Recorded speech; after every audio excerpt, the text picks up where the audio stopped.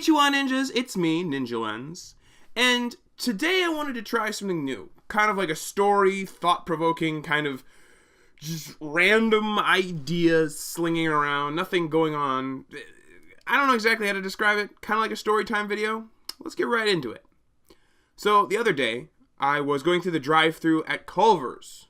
It was during my cheat day It was during a cheat day, so don't worry about me breaking my diet. It was during my cheat day. It was appropriate.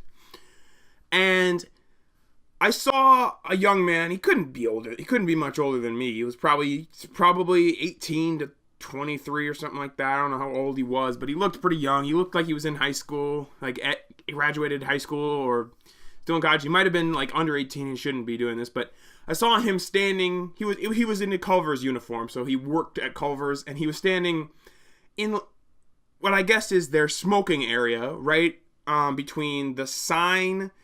He was like, there's that little tiny area where you go to order. There's a very small bit of sidewalk there where it looks like he just had to stand right at the door there and smoke. And it just got me thinking, because he was standing there he had to be right in front of everybody going through. So he was right in front of me. He didn't have anywhere to go. He couldn't hide behind anything like that. So he's right on display in front of everyone. And then it got me thinking a little bit about smoking, about how it's rough.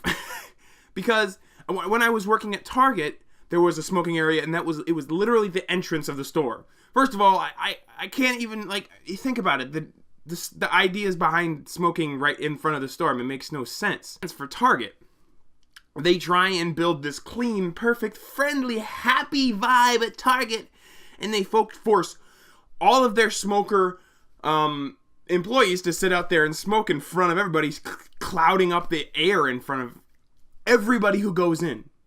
They have this happy, fun vibe of guests and everybody, but yeah, they're miserable employees who got their 5-10 minute break to sit there and be like, oh God, I needed this.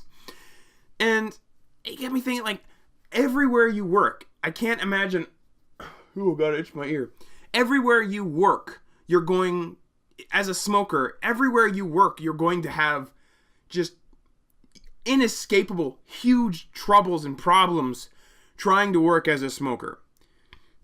Like if you work in an office, sometimes you have to go down to ground floor in the short time you have on break to smoke. Because, first of all, and if you have a really home-based profession, unless you're something like a graphic designer where you don't have to interact with people a lot. But I think of people like YouTubers and streamers.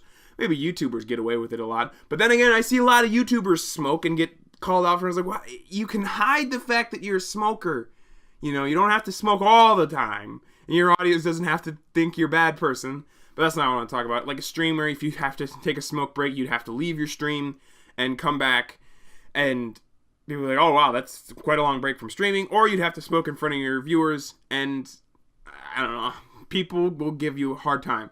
Now, I think there is a big difference between having sympathy for somebody and letting them off the hook. Because I think it's really important to bring up couple of facts here. If you are a smoker, you are kind of a jerk. Nobody forced you to take that first cigarette and addict yourself to this. No one is born addicted to cigarettes. No one's born addicted to anything, really.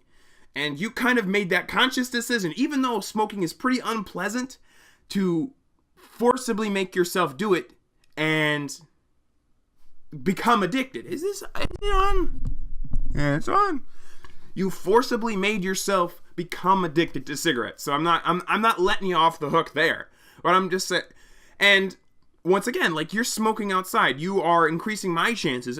I did not make this terrible decision to smoke, and you are increasing my chances for lung cancer and all kinds of bad stuff. So I'm not letting you off. I'm not talking about letting people off the hook for smoking at all.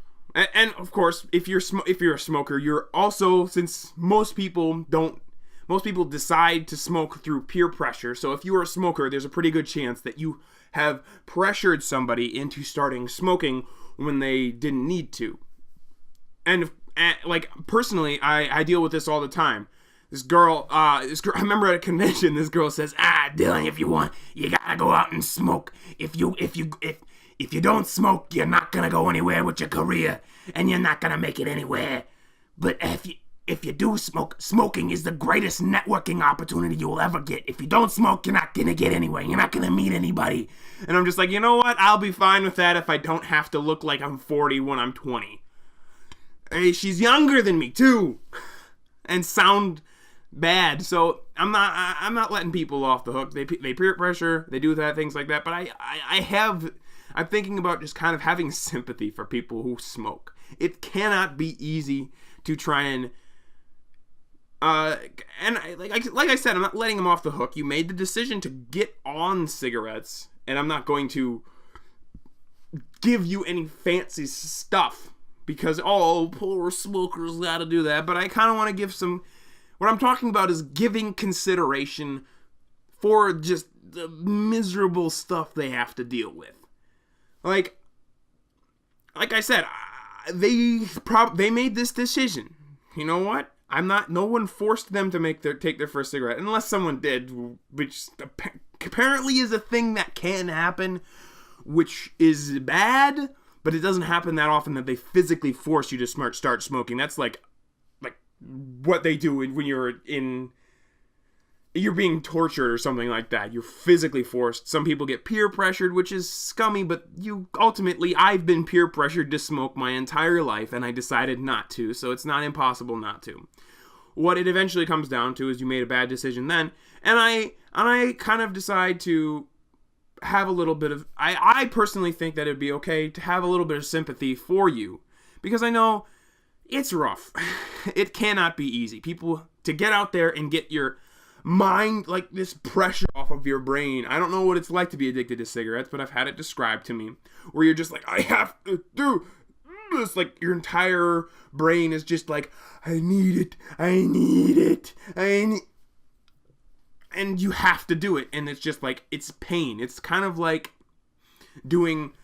holding, like, you know the prisoner squats where you just kind of sit up against a wall? It's kind of like doing that whenever you're not smoking a cigarette. So it's painful is what I've heard. What they've described is it's like a pain, and then finally smoking is like standing up and it's like, oh God. And I know what it's like to be kind of addicted to food. I don't think it's as bad as a lot of people is out there. But in general, I just kind of want to get people to think about the pain people go through with that.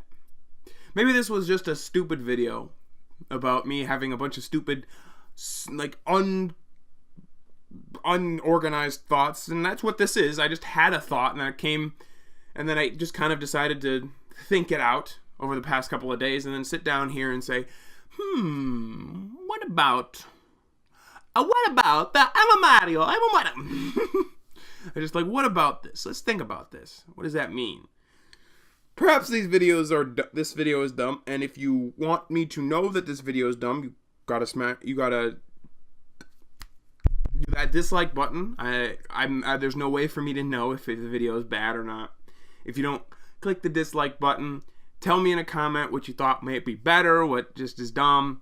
And if you disagree with me on the thoughts about this, I tried to make it very concise and clear, so hopefully you won't be disagreeing with something that I agree with and mad at me. Alright, I must return to the shadows of the internet.